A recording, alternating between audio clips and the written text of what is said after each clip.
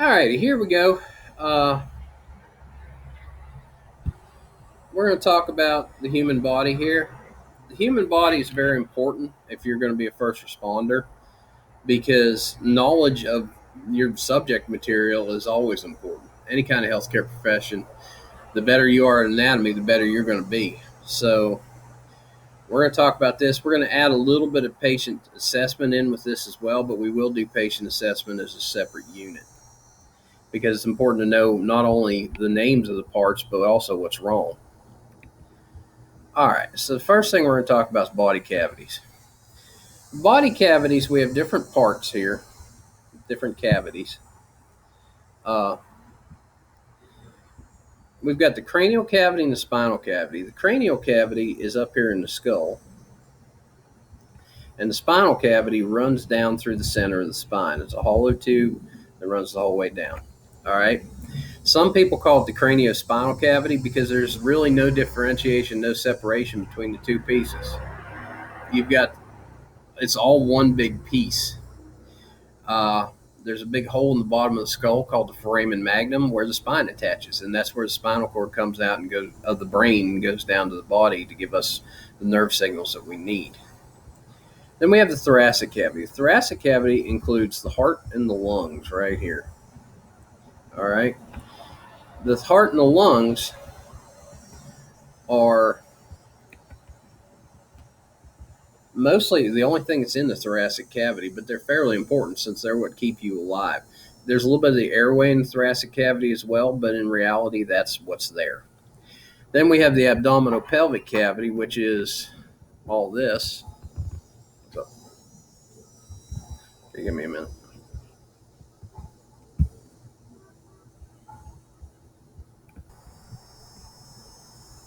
All right. So we were talking about body cavities here. This area right here is the abdominopelvic cavity. Some people call it the abdominal cavity. Some people call it the pelvic cavity. Uh,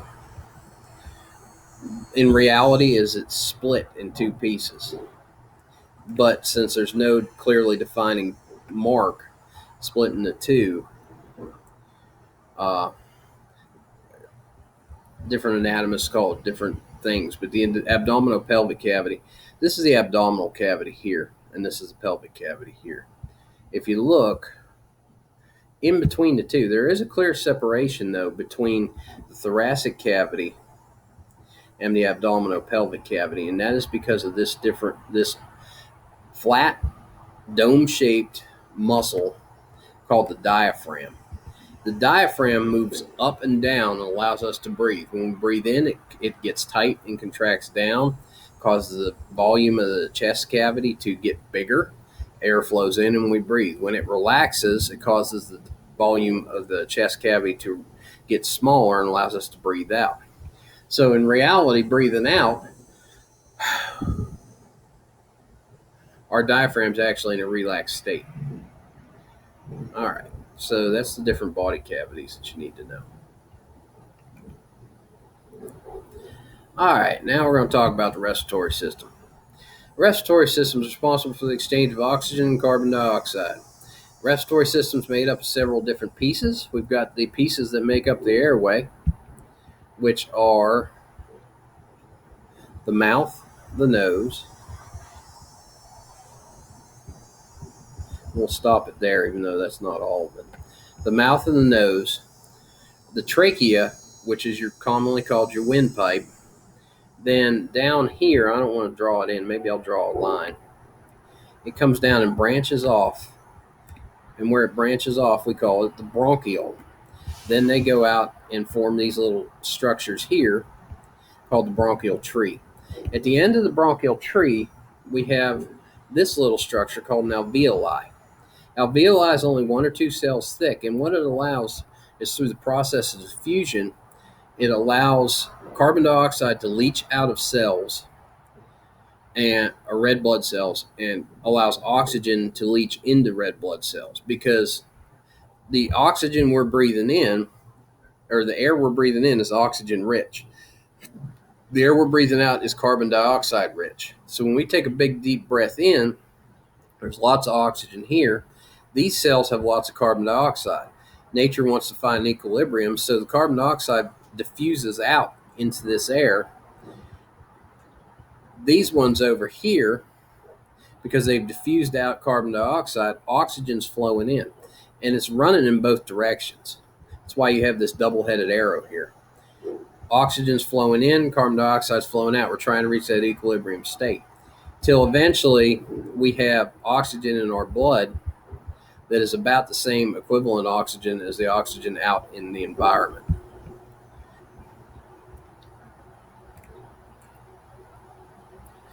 All right, so the anatomy of it. We've got the lungs, we've got the airway, the diaphragm, we've got the alveoli and the capillaries. All right, so the lungs are basically two balloon-shaped structures. Their main job is to hold the airway, or to hold the alveoli. So the alveoli come down here and branch off like that, except there's way more than those. But this is called the bronchial tree. Then the alveoli go form up, get bigger, and go to the bronchioles, which are right here. And then they go up through that cartilage ring-shaped tube that we commonly call our windpipe. That goes up and it goes into the nasopharynx and the oropharynx and the mouth and the nose. All right. So we've got the airway, which is everything in green here, including what's up there in the mouth and nose. We got the lungs, which are the sacs that hold the alveoli. The diaphragm sits down here underneath. Remember, it's a dome-shaped muscle. And it looks like a smiley face or a frowny face. When you're breathing out, it's a frowny face. When you're breathing in, it's a smiley face. All right. So what happens is your chest wall is a fixed size. All right. It doesn't get any bigger, doesn't get any smaller. It stays set. All right. And it's sealed the whole way around, sealed by the diaphragm. And across the top, other than this hole that goes to the outside environment, it's sealed right here. And we are what are called negative pressure breathers. What that means, when we breathe in, the diaphragm goes down, the yellow line. This air pressure here becomes less than atmospheric pressure. So because of that, the air flows in through the airway, goes into the lungs, and then that's where the diffusion of oxygen happens. When we breathe out, this diaphragm relaxes. That's the light blue line. Causes this air pressure here to become greater than our atmospheric pressure. And we breathe out, and we don't physically push the air out. What we do is reduce the air pressure, and the air flows out. It's kind of like a straw. Everybody thinks you suck stuff up with a straw. In reality, what you do with the straw is at the end of the straw, when you suck in with your mouth, you create a vacuum. It makes the pressure lower than the atmospheric pressure, and the atmospheric pressure then pushes the stuff up your mouth to your straw. If you want to stop the stuff from flowing in your mouth, you just open your mouth and break the vacuum. Basically, that's how we breathe. Then we have the alveoli and the capillaries. The alveoli are those little structures at the end here where carbon dioxide and oxygen diffuse. And then we have the capillaries. The capillaries then surround those alveoli, and they're only 1 or 2 cells thick, and that allows those molecules of oxygen and carbon dioxide to move back and forth. All right, so how do we evaluate the respiratory system? It's actually pretty simple. If you can count, you can evaluate the respiratory system. We want to count how many times they're breathing a minute. We can count it for a full minute, but most people do it based on 15 seconds multiplied by 4. A normal adult breathes at 12 to 20 breaths per minute. This is a critical value for you to know. This is something that you're going to be quizzed repeatedly throughout the class on. So this is a number you need to know. What is normal for breathing? It's 12 to 20. All right. I'm not so worried about child rates because most of the people that we're going to see are going to be adult in nature, or you can get a pretty good idea. They say a child between the ages of 1 and 8 should breathe 15 to 30 times a minute. An infant should breathe 25 to 50 times a minute. It's like any other creature on the planet. The bigger they are, the slower they breathe. Elephants only breathe like 6 or 7 times a minute. So what we got to worry about, though, is when this is affected and they get into these critical ranges. Less than 8 or greater than 28. We might have to rescue breathe for these people. If they're only breathing 6 times a minute, they're not getting enough oxygen. And a big clue into that, we have a couple clue ins. One, are their lips starting to turn blue or their fingertips starting to turn blue? If that happens, that could be a problem with their breathing. Something else that we use, we have a little machine called a pulse oximeter. It's a little thing that goes on their finger. It'll tell you their pulse, but also more importantly than that, it tells you the oxygen saturation of their red blood cells. If it's less than 94, then that patient needs oxygen. So something else we do is we take a listen to their lungs. What their lungs should sound like when they're breathing free and easy, it should sound like wind going in and out of a tunnel. It should sound like this.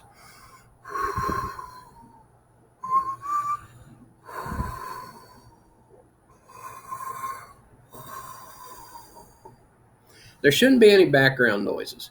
If you're hearing all kind of background noises, then you might have an issue.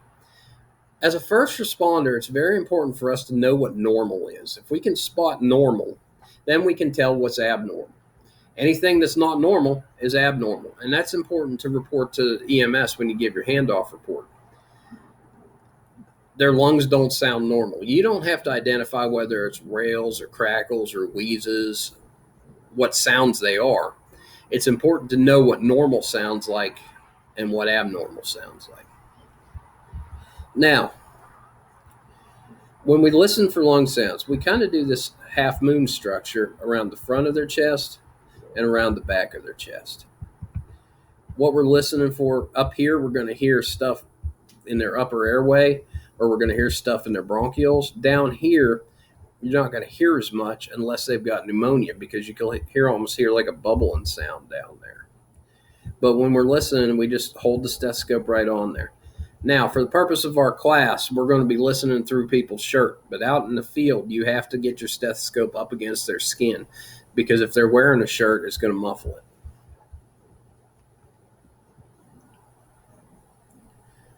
All right. Circulatory system. Circulatory system is responsible for carrying well-oxygenated blood and nutrients to the body cells and assisting with waste removal. Everybody knows that your circulatory system carries oxygenated blood, right? We all know that. We learned that in 3rd grade science. All right? But the reality is sometimes it's just as important to carry nutrients and waste removal. Excuse me. A lot of times people don't even think about that. Something else that your blood carries is heat. But the circulatory system does more than carry oxygen. It takes nutrients to the cells so the cells have energy and gets rid of the waste. It's anytime we perform any kind of cell respiration, it's just like a campfire. If you put a log on a fire, it's going to burn. Once it burns, it's going to leave you with waste. And the same thing happens in our cells. We got to get rid of that waste. If you constantly burned a campfire and never got rid of the ashes, pretty soon you'd have a mountain of ashes getting in your way. Same thing would happen in the cells if we didn't get rid of that waste. So, rolling down here. All right, the heart. This is a picture of the heart. I don't like this picture of the heart a whole lot, but I'm going to explain an easier way to do it. Over here, we have the atria. The atria are the top parts of the heart. The ventricles are the lower parts of the heart. When the heart beats,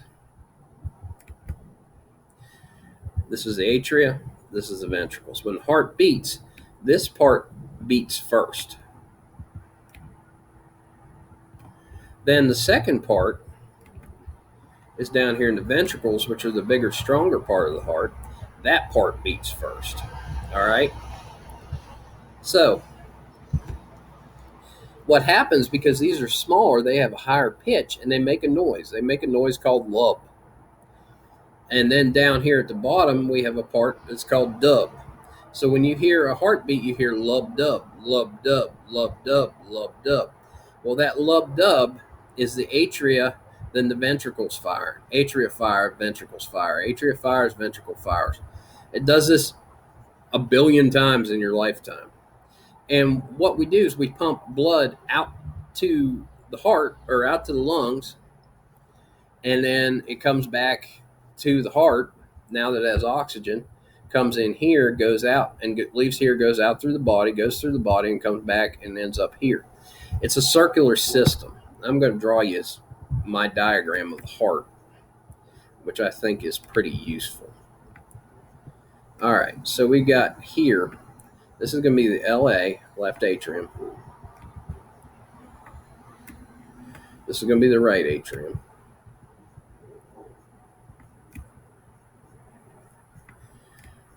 This is going to be the left ventricle. And this is going to be the right ventricle. All right. And they're all in a box. That box we call our heart. All right. So we've got this diagram here. Now, we've got lungs over here.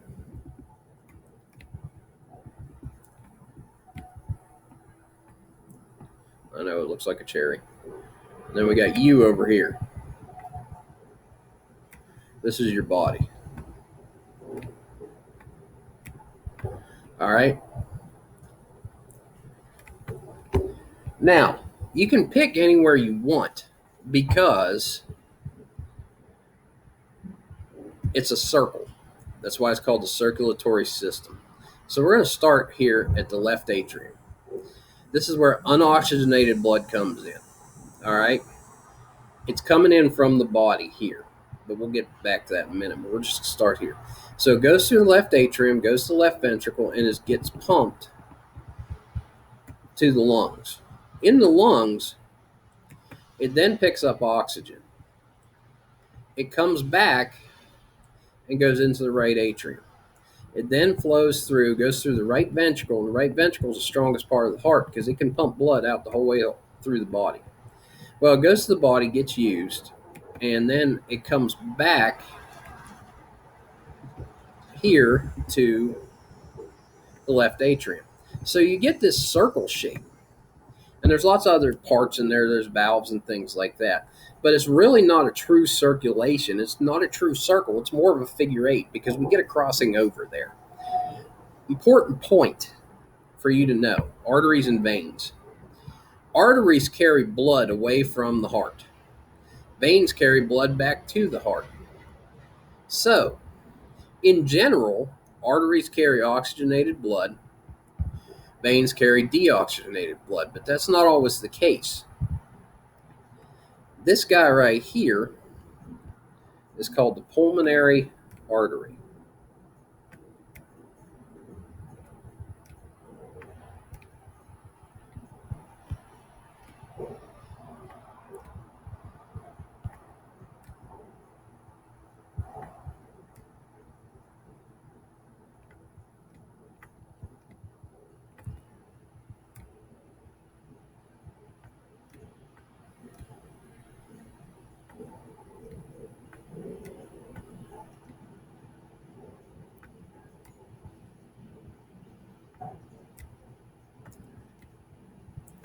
All right. Pulmonary just means lungs. All right. So we've got the pulmonary artery here.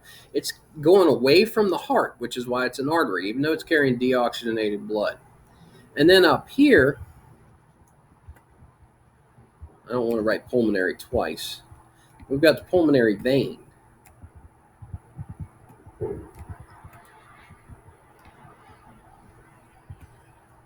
It's right there. All right. So that pulmonary vein is carrying oxygenated blood back to the heart. All right. So arteries carry blood away from the heart. Veins carry blood back to the heart. So what's in your blood? Mostly your blood is liquid. We've got plasma, which is about 55% of your blood volume. Plasma is basically salt water. We all drink Gatorade because it's got lots of electrolytes. Well, we need to make sure we have enough salt in our blood to let our heart keep beating and our body to keep doing its things. We have to have those salts in order for the electricity to travel through our nerves and make our body do what it needs to do. So that is the plasma portion of the blood. It's about 55% of your blood. There are some proteins in there as well that help with clotting, but in general, it's mostly a liquid part. Now, you got platelets and white blood cells make up about 4% of your blood volume. This is a whitish structure. If you put all your blood, you take some of your blood and spin it around really fast, it's called a centrifuge. It looks like this picture right here. All right. You're going to have white stuff or yellowish stuff on top. You're going to have a layer of grayish stuff, which is the white blood cells. And then you're going to have red stuff down at the bottom, which is your red blood cells. But about 4% of your blood is platelets and white blood cells. When you get sick, however, that number can go up. So that's one of the reasons that they do is they look at your blood volume to see how many platelets and white blood cells you have. And then finally, we've got the red blood cells down at the bottom, which are pretty simple. Basically, they're just trucks that carry around oxygen, carry away carbon dioxide. Interesting thing about red blood cells, though, is they have no nucleus. The reason they don't have a nucleus is because they're not as efficient that way. They're basically just bags full of this compound called hemoglobin, which carries the oxygen in our blood.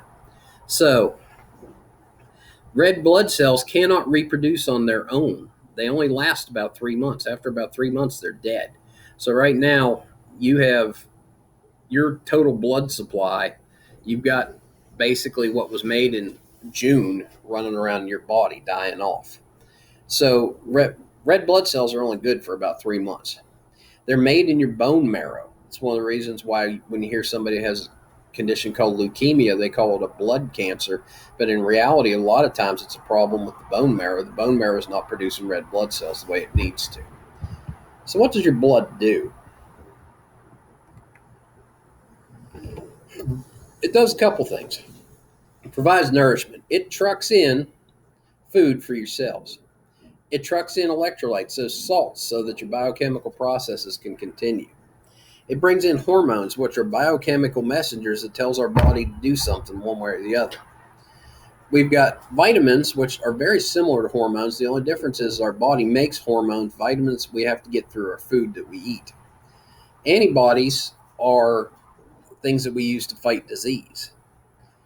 Heat. A lot of people don't think about heat, but we're warm-blooded creatures. Our body has to stay 98.6 degrees Fahrenheit. Everybody gets it checked every morning. We don't want to be too hot. We don't want to be too cold.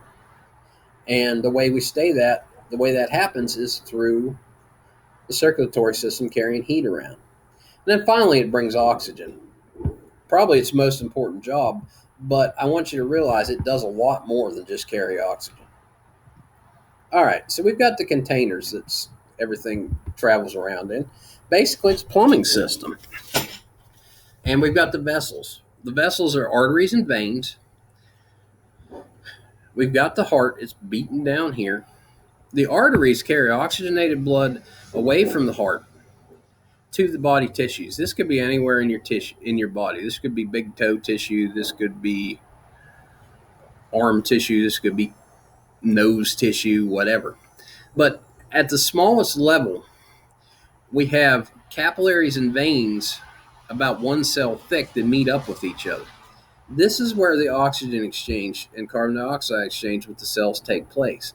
And you think about it, every cell in your body is attached to this network. It's a lot of blood vessels. I've heard that the blood vessels in the human body laid out end to end could reach the moon twice. Is that true or not? I don't know, but there's a bunch. And then finally, we start coming back to the heart, and that's where the veins come into play. Over here, this is what a normal artery looks like. Just looks like a hose pipe.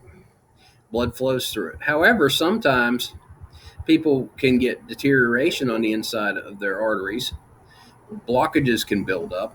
Also, just like an old garden hose that's left out in the sun, when it's brand new, it's nice and flexible. As it gets older, it gets less and less flexible. Same thing happens with your arteries and veins, and they can crack, they can tear, or they can get buildups on the inside, which reduces the amount of blood that can flow. And if you think about a garden hose, if I put a kink in a garden hose, what happens to the pressure of the water? It goes up. Basically, a blockage in your artery does that same thing. So this is one of the reasons why people have high blood pressure, is because they have blockages in their arteries. All right, so how do we evaluate the circulatory system? One of the first things that we do is we check pulse rate. All right, the way we check the pulse rate, there's two places to check it. We can check it in their neck, which is their carotid pulse. You find the angle of their jaw and slide down at a 45-degree angle, and you'll be right there in a dent. That's where the carotid artery is. Or we can check it right there at the base of the thumb. You can use one or two or three fingers, whatever it takes for you to find that pulse rate. We check their blood pressure. We want to know what their blood pressure is. Too high of a blood pressure, they can die because their vessels can start to burst. Too low of a blood pressure means they're not getting the circulation that they need. So in EMS, we're looking for a happy medium blood pressure. The average quote unquote good blood pressure is 120/80. Is that true? I don't know. But we don't want anything that's too high. We don't want anything that's too low. And then the finalist thing that we can use is what's called a pulse ox. Pulse oximetry is that little tool that goes on the end of your finger. It does two things for us. It tells us your pulse, but it also tells us the oxygen saturation. It tells us how much oxygen your red blood cells are carrying. Do we have all the oxygen we need in your red blood cells? Golden number for that is 94%.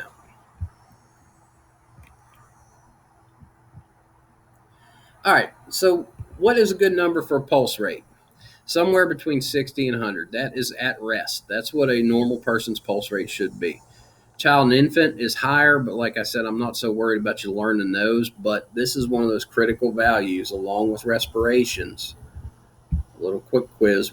What's normal respirations? Think about it. I'll give you a minute to think. That's right. It's 12 to 20 for respirations. The normal value for pulse rate is between 60 and 100. Some people say between 80 and 100, but it's right there in that number. Depends on that person. But at rest, their heart rate really should not be any more than 100. So where do we check their pulse? There's a little better picture of it. Right there by the thumb or under the jaw.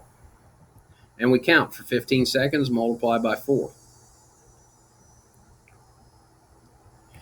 So everybody wants to know what's good or bad. And the reality is good or bad isn't really a thing. It's what's normal for you. So what's a person's maximum heart rate? It's 220 minus your age. The older you are, the lower your maximum heart rate. Now, maximum heart rate does not mean your heart can't beat faster than that. What it means is that you cannot work at a heart rate at your maximum heart rate for an extended period of time. Your body won't let you. So, all right. So here's the question. Under normal circumstances, is a low pulse rate good or is a low pulse rate bad, and why? Under normal circumstances, a low pulse rate is good because it means that our heart is more efficient and it's not having to work as hard to supply our body with oxygen. But in our patients, we have to pay attention because too low of a pulse rate could mean that they're not having sufficient circulation and they could be bleeding. Or they could be going into shock. So sometimes a low pulse rate, especially in EMS, is not a good thing. So sometimes it's important to ask a patient, if you take their blood pressure or their pulse and it's 60, what's your normal pulse rate? If their normal pulse rate's 90, they might be heading for shock. So it's important for us to understand this. Too high of a pulse rate is usually always bad. All right, blood pressure. Measuring blood pressure, we use a blood pressure cuff. We'll do an extensive thing on this in class. If you're not able to go to class, I recommend some videos on YouTube. You go watch how to take a blood pressure. A normal adult blood pressure is somewhere between 120/80 is quote unquote normal, average. Well, where they got that blood pressure number was from, they took like 1,000 blood pressures when they first developed the blood pressure cuff, and it averaged to 120/80. So that's where normal came from. In reality, a normal systolic number, which is the top number, should be somewhere between 90 and 140, and a normal diastolic number should be somewhere between 60 and 90. Another critical value for you to know.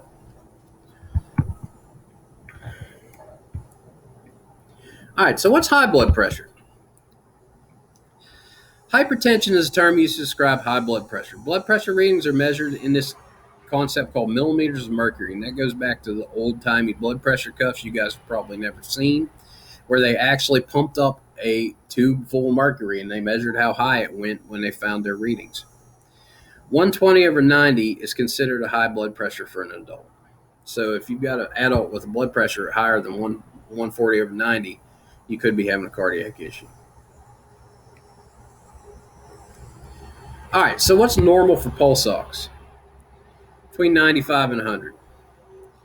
If they are 94 or below, then they need to have oxygen. As long as their pulse ox is above 95 to 100, they're receiving sufficient oxygenation, so they don't need to have O2. The machine's real simple to use. You just put it on their finger and push the button. All right, so we're going to pause there. We're going to end this video, and then we're going to start a new video with the nervous system.